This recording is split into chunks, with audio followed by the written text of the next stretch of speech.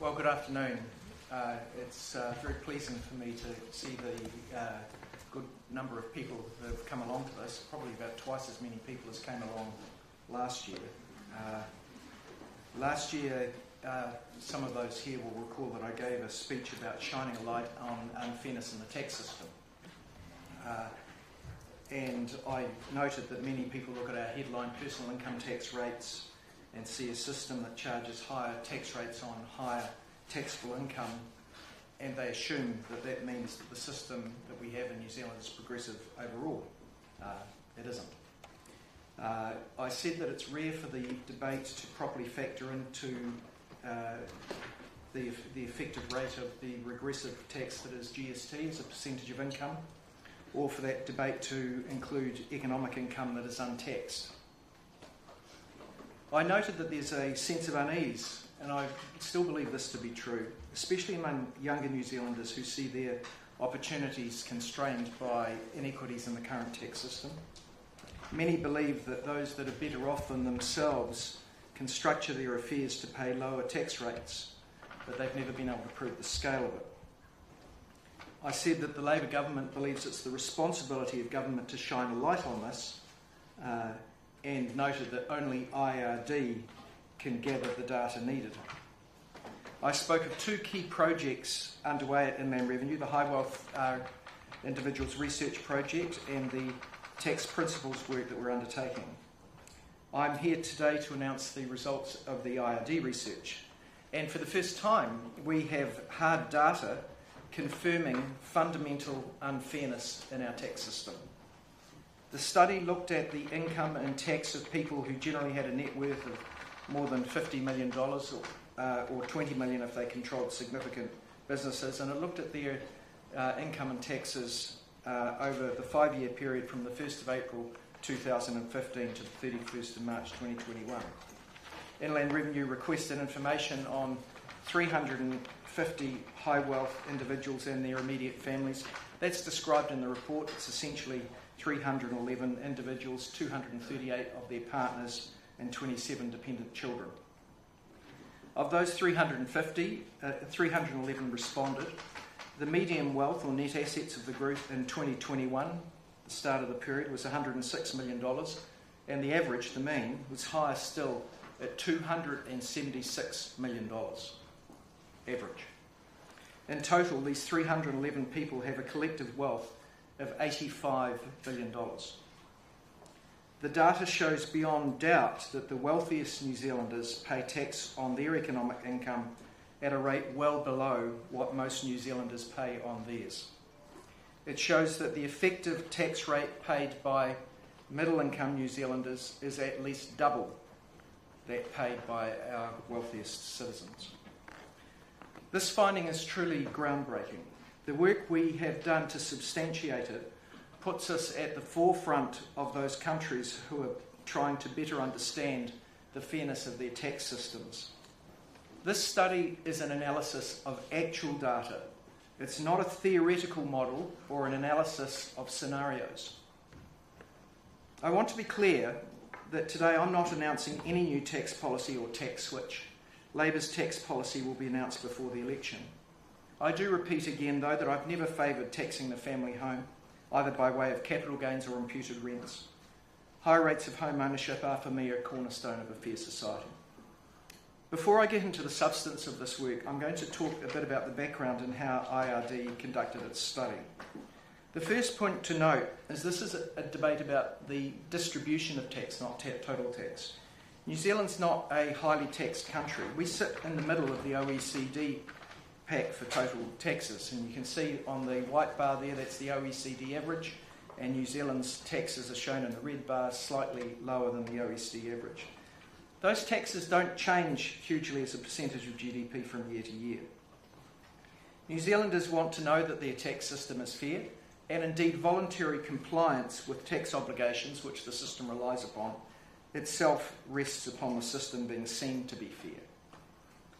Salary and wage earners do pay a fair rate of tax. When they earn an extra dollar, they expect to pay tax on it, and they expect other people who earn more to do the same. But how can an individual understand what their fair share is if they don't know how much tax people with higher incomes pay? We can only get this right if we know what the facts are, and this requires real data, not scenarios or models. We know that most New Zealanders earn the bulk of their income in salary and wages, which are taxed. Currently, as I've said, some people look at those headline personal income tax rates and they see a rate that changes on higher incomes, and that's shown on this slide here. The green bar is the marginal tax rate that people pay on their next dollar of income as their income rises. The blue bar is the average during that journey, if you like. So if you're someone that was on here at about $100,000, your average tax rate across your whole $100,000 would be around 25% there, as you can see.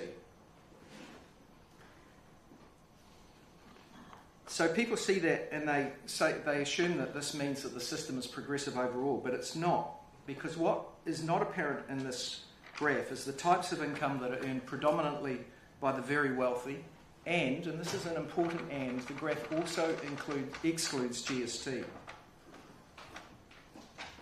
So what the graph in fact fails to show is that the average tax rate for middle income Kiwis is generally much higher than it is for their wealthier co-citizens.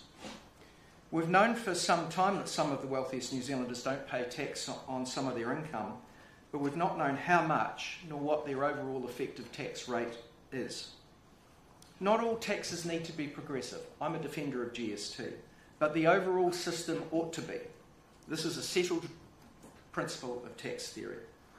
A major obstacle to understanding the current unfairness has been the lack of reliable information. Until now, we've had to rely on the Household Economics Survey for information on the wealthiest New Zealanders. While that survey provides comprehensive information for most of the population, it's not accurate at the top end. Last year, I noted that the Household Economics Survey had surveyed just one household with wealth greater than $20 million. They've now found two. That's right. The NBR Rich List is a better data set than the official statistics when it comes to high wealth. We've been similarly in the dark about economic income. Why is it in a country with billionaires we have a data set used for policy purposes which effectively ignored the wealthiest? It's not out by a factor of 10, that would be huge in itself, but the maximum is out by a factor of hundreds. Despite the limitations of household surveys, they have told us that wealth is unevenly distributed in New Zealand. According to that Household Economics Survey, the top decile, which is the top 10% of households, holds 63% of household net worth, excluding owner-occupied housing. This is more than the other 9 deciles combined. There's a massive difference between decile 10 and decile 9. Further down the tree, it's even more apparent. In fact, 50% of the population hold only 7% of the net worth outside the family home. In contrast, the top 1% of households hold more than a quarter of all of the financial assets in New Zealand. This means that most income from investments is earned by a small segment of the community. The data being released today shows that wealth is actually more concentrated than the Household Economics Survey tells us. And this is something that leading economists like Thomas Piketty and Sayers and Zupman have been telling us. Surveys understate the concentration of wealth, while data makes it clear. Today's report also shows the tax paid. Until now, we haven't known the total income of that segment of the community, nor how much tax they pay on that income. We, of course, know the rate of tax paid by wage and salary earners, by small business owners, but not the rate paid by the top cohort. This has made comparisons guesswork until now. That's wrong, and it's why the government moved to enable IRD to address this data gap. Parliament confirmed this much-needed information gathering on the Commission of Inland Revenue. Before then, wealthy people and their intermediaries, the accountants and the lawyers, could refuse to provide this information. IRD was allocated funds to collect research relating to the tax paid by wealthiest New Zealanders relative to their economic income. That is their income from all sources. The project was not targeted at tax administration for specific individuals. It's entirely separate from Inland Revenue's compliance activities. And it's not a criticism of those surveyed. It's not about chasing tax avoiders. Wealthy New Zealanders are usually hard-working and creative people who comply with current rules. And their cooperation has enabled this study to provide critical information about the rate of tax they pay compared with others, and I'm grateful for that. IRD's methodology has been critiqued and improved by outside experts. It is the IRD's report, not mine. It is their careful analysis, and you can trust and rely upon it. So today, Inland Revenue is publishing its findings on the effective tax rates for high wealth individuals. IRD has analysed their various sources of income and the tax they pay. Most people earn the vast majority of their income from salary and wages, which is all taxable. Their tax is paid largely via income tax and GST. For the wealthiest Kiwis, just 7% of their income is taxed as personal income. So if you look at this graph up here, the mid-blue 7% bar at the bottom is the equivalent of the salary and wages and that are the predominant source of income for most people. But for the wealthiest people, that portion of their income is only 7% of their total income. So in other words, it shows that most of the high wealth group's economic income comes from investment returns. And when I say most, I mean 93%. Now, economic income is much broader than personal taxable income. It includes all income sources that increase a person's ability to buy goods and services and pay for living costs and saving. The financial affairs of the very wealthy are often complex. They can involve, and they normally do, partnerships, many companies, sometimes hundreds of companies, and multiple trusts. So to understand the system, IRD needed to consider the income and taxes through all of those entities: personal income tax, company tax, tax paid by trusts, as well as GST. Only then can we understand how the system works overall. And the detailed analysis by Inland Revenue has done that. It's been a huge piece of work. When all sources of income and tax are included for the family, the median of the effective tax rate for the high wealth group, excluding GST, is 8.9%. 8.9% is the median rate of tax paid by the wealthiest in this country, excluding GST. This includes the tax they pay personally and the tax they pay through company tax and through trustee tax. It's all in there. If GST is added, the effective tax rate rises to just 9.5%. And I'll cover shortly why the GST-related increase in those figures is so small.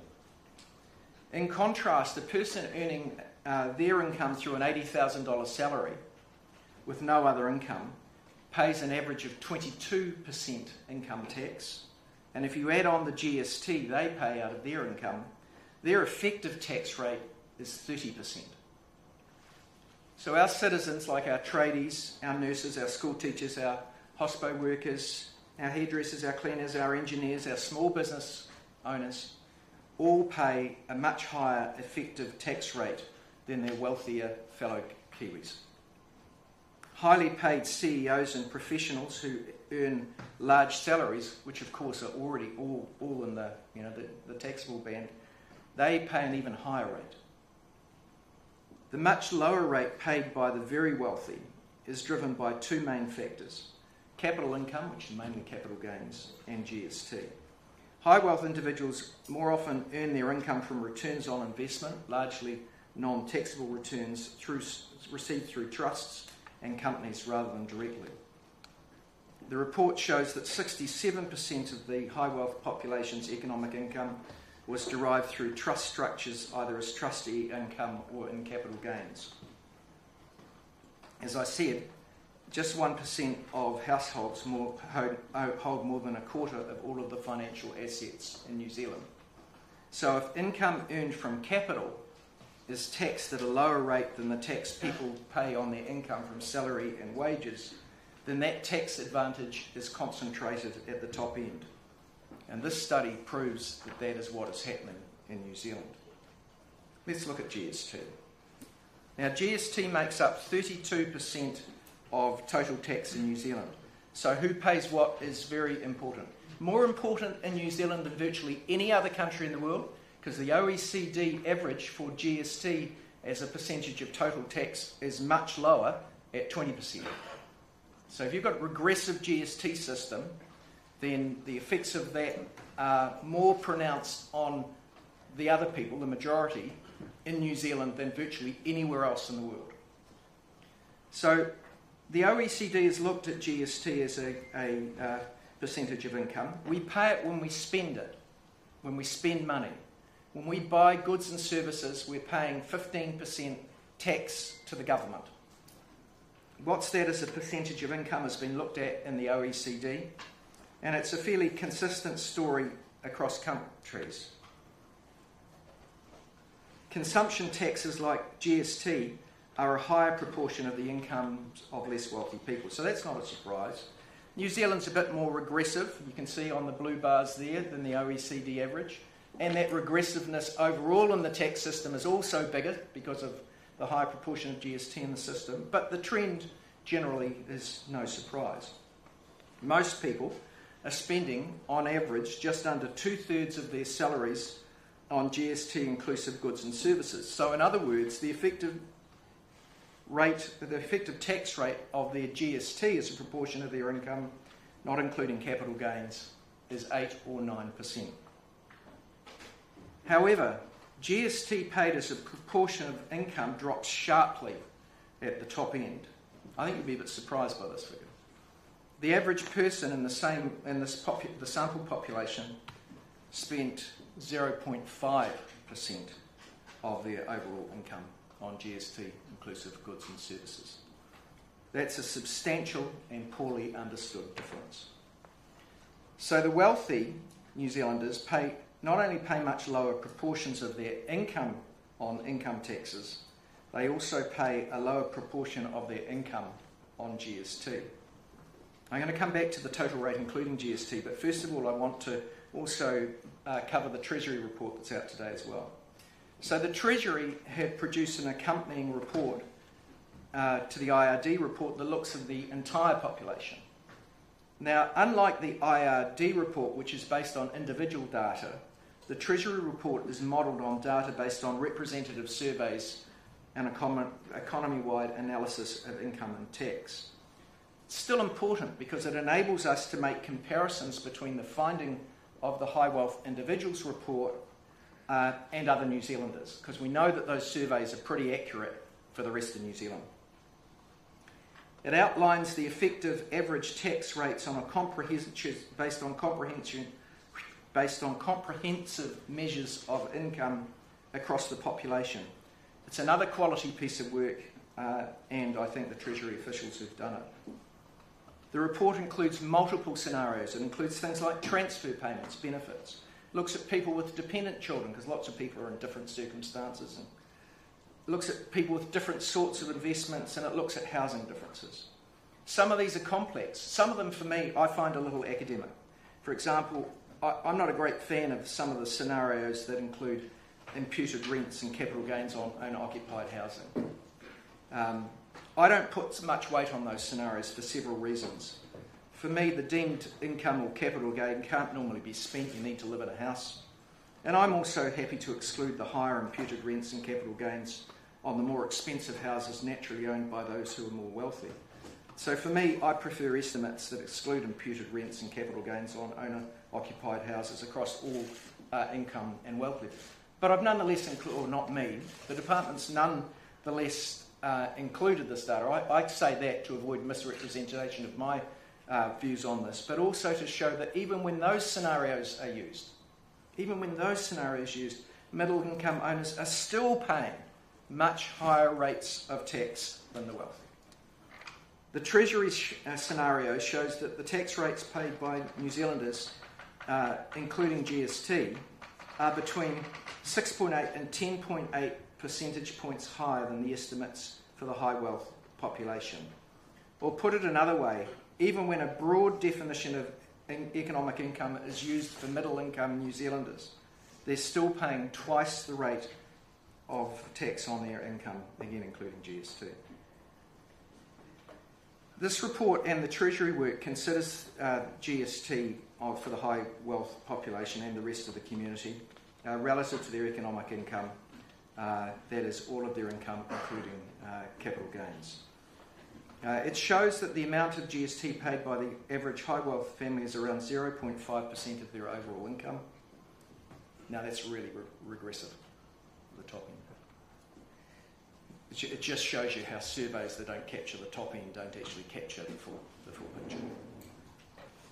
The Treasury study finds that taking into account all income sources, the effective middle income earner has an effective tax rate, including GST, of around 20%. So the Treasury's alternative analysis, which sits as a companion to the IRD work, again shows middle New Zealanders paying more than double the rate of tax of the wealthy.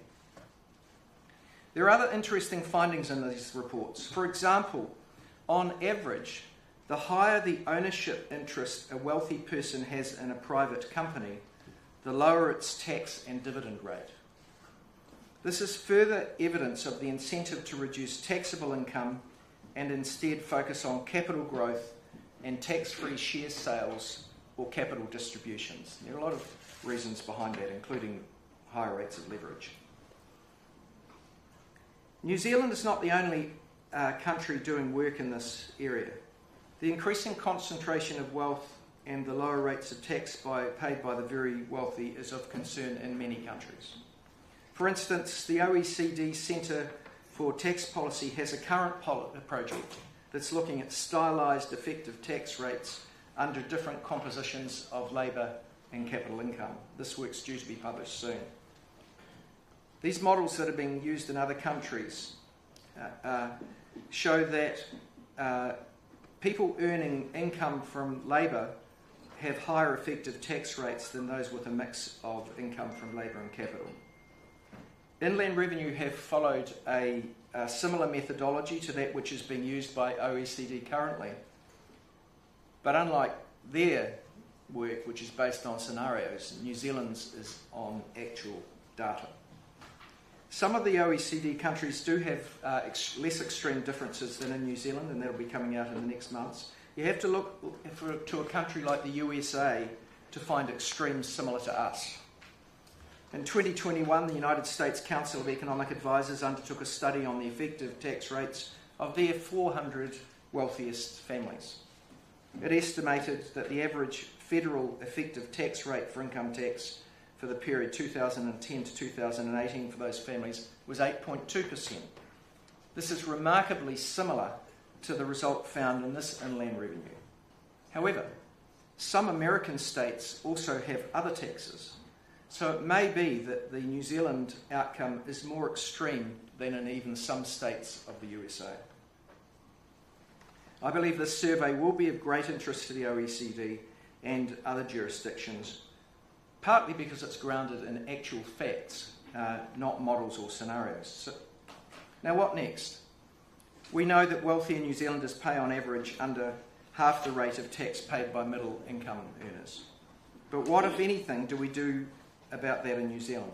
Well, we're not providing the answers today. That's for the future. The findings of this report will contribute to an informed debate on the fairness of our tax system. It will allow future tax policy to be based on better data and solid evidence.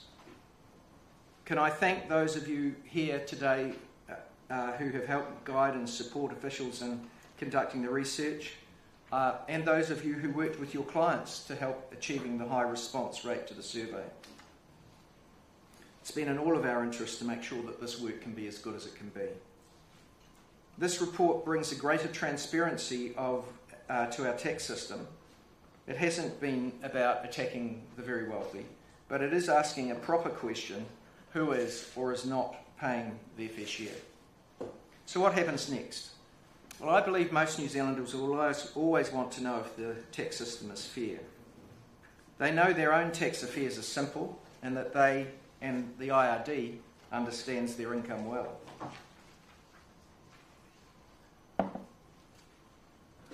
The Labour government believes Inland Revenue needs to continue to monitor and report on how the tax system is in fact operating across all strata in society.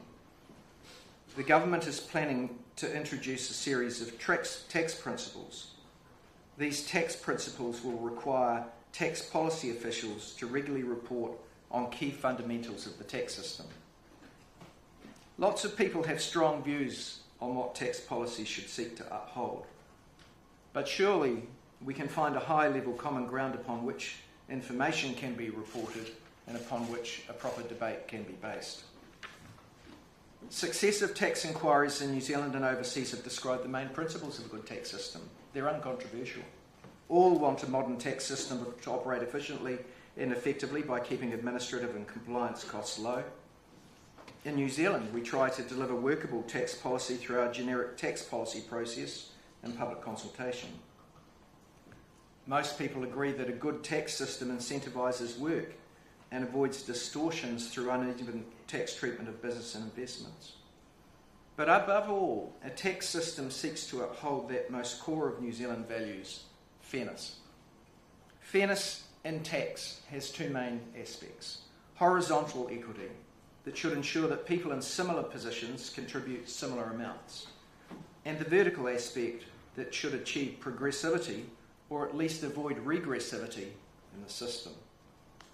The High Wealth Individuals Report finds our system is regressive at the top end, meaning that very wealthy New Zealanders pay much lower rates of tax than middle-income Kiwis.